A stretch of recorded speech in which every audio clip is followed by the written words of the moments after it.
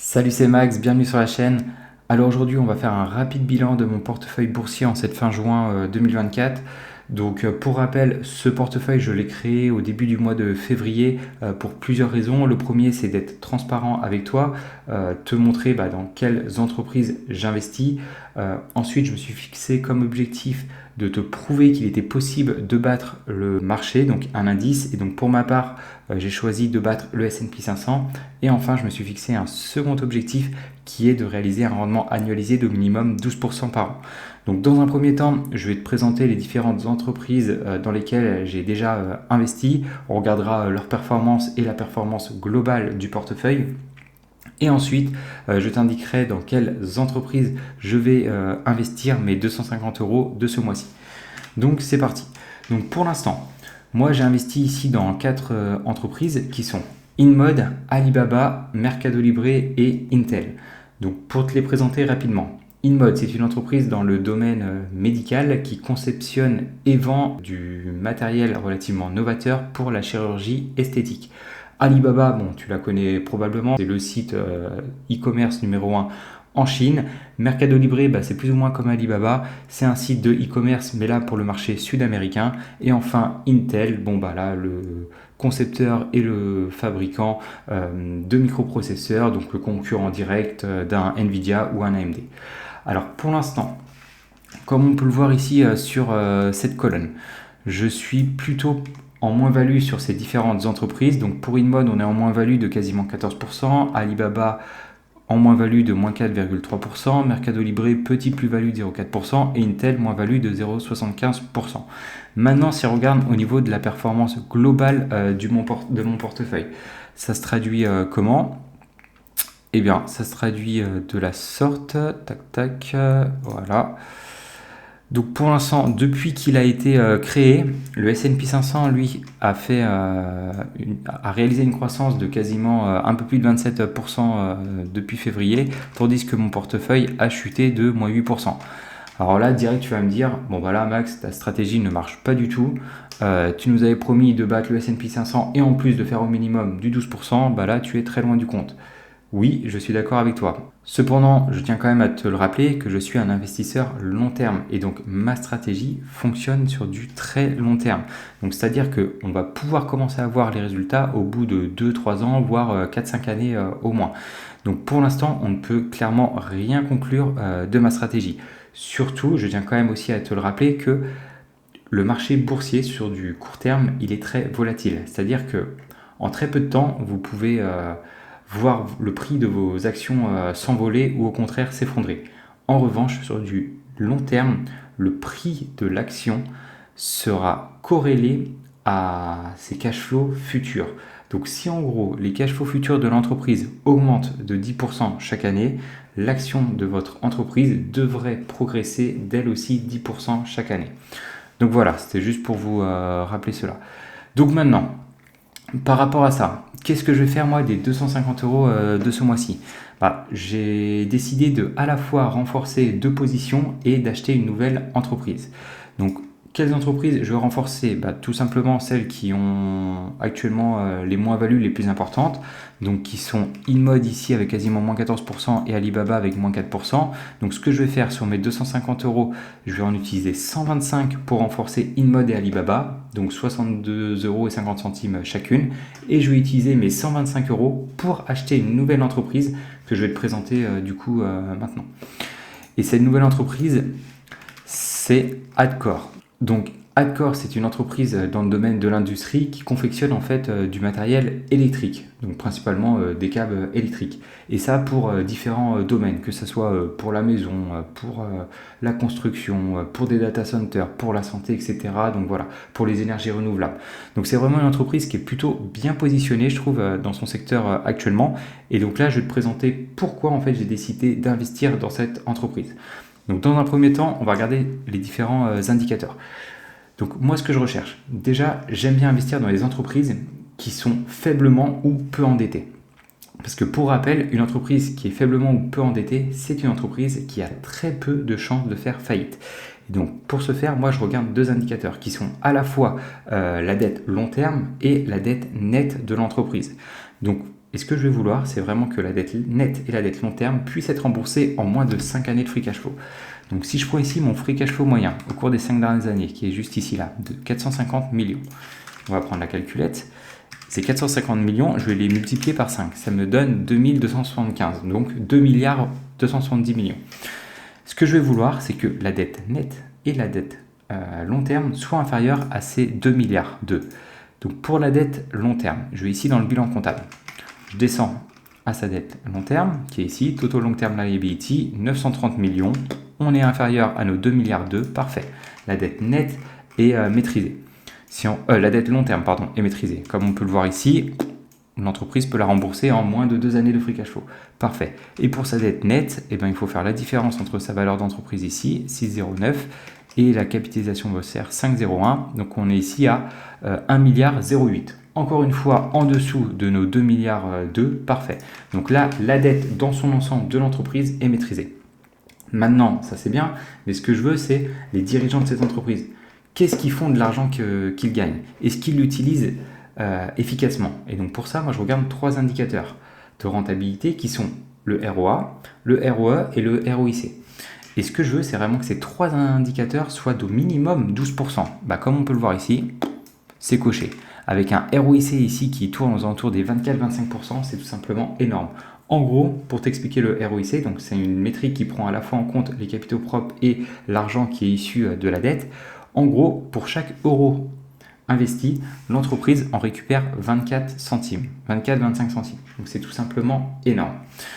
Ensuite, l'entreprise a décidé de verser ici un dividende tout récent à ses actionnaires. Donc elle a payé pour l'instant 11 milliards 75 millions à ses actionnaires, ce qui correspond ici à un rendement de, au prix actuel, 0,23%. Bon, pas un rendement très important, on ne va pas se cacher. Si toi tu es un investisseur sur les dividendes, tu vas être un peu déçu. Cependant, maintenant, ce qu'on va vouloir, c'est savoir est-ce que ce dividende est pérenne ou non dans le temps. Donc pour ce faire, pareil, on va encore réaliser un comparatif entre ce dividende payé et le free cash flow réalisé au cours des 5 dernières années. Et si je fais mes 11 millions 75 divisé par mes 456 millions 35 là, fois 100, on est ici à 2,57. Ce qui veut dire, donc c'est 2,57%, ça correspond au payout ratio de l'entreprise. Ça veut dire que l'entreprise utilise 2,57% de son free cash flow pour le reverser à ses actionnaires sous forme de dividendes. Moi, ce que je recherche, c'est des entreprises avec un payout ratio de maximum 50%. Donc là, autant vous dire qu'on est très large. Le dividende de Adcore est pérenne dans le temps et pourrait être largement augmenté d'année en année.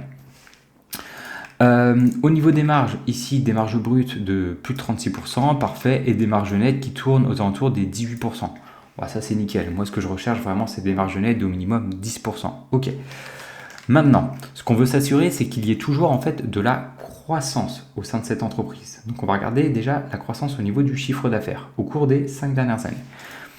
Cette année, en 2019, on était à 1,92 milliard. Cette année, 3,52 milliards. Parfait. Une belle croissance. Cependant, juste attention ici, petite chute depuis 2022. Donc là, c'est juste que voilà, les conditions économiques sont un peu moins favorables. Peut-être que même en 2024, il pourrait y avoir encore du coup une diminution en fait de ce chiffre d'affaires, c'est même très probable, mais qu'ensuite à partir de 2025, on reparte à la hausse. Ok. Maintenant, au niveau de son résultat net, c'est bien que le chiffre d'affaires soit en croissance, mais si vous avez en fait des dépenses qui s'ajoutent ici, plus importantes que ce que vous avez gagné grâce à votre chiffre d'affaires, et en fait, ça ne sert pas à grand chose. Donc le résultat net, on veut que lui aussi soit en croissance. Donc en 2019, 139 millions, ok. Cette année, 689 millions. Voilà, parfait, une belle augmentation.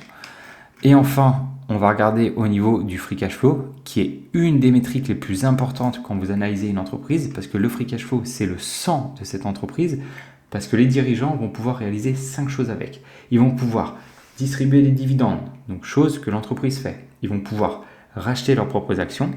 Ils vont pouvoir investir en eux-mêmes, ils vont pouvoir réaliser des acquisitions et ils vont pouvoir rembourser leurs dettes. Donc vous voyez, avec ça, l'entreprise peut tout faire. Donc c'est une métrique très très importante. Et donc, En 2019, le free cash flow était de 174 millions. Cette année, 429 millions. Ok, c'est parfait. Le free cash flow de l'entreprise est en croissance au cours des 5 dernières années. Nickel.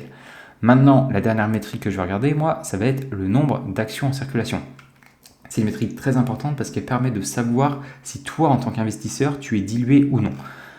Pour t'expliquer rapidement, imagine, tu achètes une action et cette entreprise a décidé qu'il y avait 10 actions en circulation. Dans ce cas-là, toi, tu es propriétaire d'un dixième de l'entreprise, donc tu auras le droit à 10% des bénéfices. Cependant, si l'entreprise décide d'émettre de nouvelles actions et de les doubler, elle va passer de 10 à 20. Cependant, toi, tu n'es toujours propriétaire que d'une seule action. Et donc, dans ce cas-là, tu ne seras plus propriétaire d'un dixième de l'entreprise, mais de 1/20. Et donc, tu n'auras plus le droit qu'à 5% des bénéfices. Donc, tu seras dilué. Donc, il est très important que cette métrique soit stable dans le temps ou au mieux, si elle est en décroissance. C'est-à-dire que l'entreprise rachète régulièrement ses propres actions. Donc, en 2019, 47,78 millions d'actions en circulation. Cette année, 39,3 millions d'actions en circulation. Donc, un beau programme de rachat d'actions. Je ne sais pas à combien ça correspond là au cours des 5 dernières années. C'est relativement important. Voilà, 22%. 22% en moins d'actions en circulation. Donc ça, c'est bien. Donc comme tu peux le voir ici, là, actuellement, l'entreprise Adcore coche toutes les métriques que je souhaite voir pour investir dans cette société. Donc ça, c'est une entreprise que j'aime bien. Maintenant, on va regarder rapidement ce que pensent, eux, les analystes. Les analystes, ils s'attendent, comme on peut le voir ici, voilà, une baisse du bénéfice par action courant d'année 2024 et ensuite à partir de 2025 un rebond, ça augmenterait. Ok, donc du coup pour le chiffre d'affaires, voilà, ils s'attendent à pareil, avec ensuite une croissance du chiffre d'affaires aux alentours des 4 à 5% annualisés. Ok, donc moi maintenant je vais utiliser un outil qui va me permettre de savoir est-ce que je vais pouvoir acheter cette entreprise maintenant, est-ce que c'est le bon prix pour l'acheter. Donc juste avant, si toi tu n'es pas abonné à notre chaîne, eh bien je t'invite à le faire, tu seras notifié des prochaines vidéos que nous sortirons et en plus ça permet de nous soutenir. Donc maintenant, au niveau de l'outil que je vais utiliser. Donc voilà, j'ai déjà fait mes propres estimations. Donc comme vous pouvez le voir, les analyses s'attendaient à entre 4 et 5% de croissance du chiffre d'affaires. Moi, je suis très conservateur. On va partir entre 1 et 4%. Ok, maintenant au niveau des marges nettes. Comme on peut le voir, les marges au cours des 5 dernières années étaient aux alentours des 18. Moi, je me suis fixé 17, 18, 19. Marges sur le free cash flow, elles sont un peu plus basses, compris entre 12 et 15. Donc moi, de 12 à 16. Au niveau du PER et du PCF, là on va pouvoir l'ajuster en fonction de deux métriques, savoir est-ce qu'il y a un fort retour sur les capitaux investis. Là, un ROIC de 25%, c'est important. Donc on va dire que l'entreprise mérite un certain premium. Ensuite, est-ce qu'il y a une forte croissance du chiffre d'affaires? Là, c'est pas exceptionnel. Entre 1 et 4%, c'est pas ouf. Donc l'entreprise mérite son premium, mais pas trop important que cela. Donc c'est pour ça que j'avais mis moi ici 16, 17, 18. Et pour l'instant, en fonction du rendement, on va mettre pour l'instant juste du 9%, comme pourrait le faire un indice. Si j'analyse, voilà, actuellement, tous les chiffres seraient au vert et nous indiqueraient que, allez, c'est parti, vous pouvez l'acheter. Et si j'ai acheté l'entreprise à son prix actuel, je pourrais réaliser au minimum 10,56% de rendement. Cependant, attention, là, on ne se met pas du tout de marge de sécurité. Et si toi, tu investis sur une entreprise individuelle, il est très important de se fixer ces marges de sécurité. Parce que tout ce que j'ai mis ici, ce sont que des estimations du futur. Donc, je ne peux pas prédire ce qui va arriver dans l'avenir. Et donc, pour ma part, moi, mes marges, je mets minimum du 12, 13,5 et du 15. Si j'analyse, ça me donne quoi? Voilà, ça me donne ces chiffres. Donc, comme on peut le voir ici, si vous pensez que les estimations moyennes ou hautes se réaliseront, dans ce cas-là, vous pouvez acheter l'entreprise aujourd'hui et vous réaliseriez un rendement de minimum 13,5% par an. Et même si vous fixiez comme objectif les estimations basses et que vous achetiez l'entreprise à son prix actuel, alors vous réaliseriez quand même un rendement de 10,5%, donc ce qui n'est pas mauvais du tout. Donc pour ma part, Adcore, c'est une entreprise que j'aime bien. J'estime qu'actuellement sa valorisation est intéressante, donc c'est pour cette raison que je vais investir 125 € dessus. Donc voilà, c'était Maxime, j'espère que tu as apprécié cette vidéo. N'hésite pas toi à me dire dans les commentaires déjà ce que tu penses de mon portefeuille. Est-ce que tu aimes bien les entreprises dans lesquelles j'ai investi? Est-ce qu'au contraire, il y en a certaines qui te font peur et toi jamais tu n'investirais dessus? Et dis-moi toi dans les commentaires ce que tu penses de cette entreprise Adcore, est-ce que tu la connaissais? Et sinon, du coup, est-ce que ça te donne envie d'investir dessus? Juste avant de finir cette vidéo, je tiens quand même à te rappeler que je ne suis pas un conseiller financier. Donc je suis pas là pour te dire dans quelle entreprise investir, mais uniquement pour te présenter ma stratégie. Donc voilà, c'était Maxime. Dans tous les cas, on se retrouve dans une prochaine vidéo. Ciao.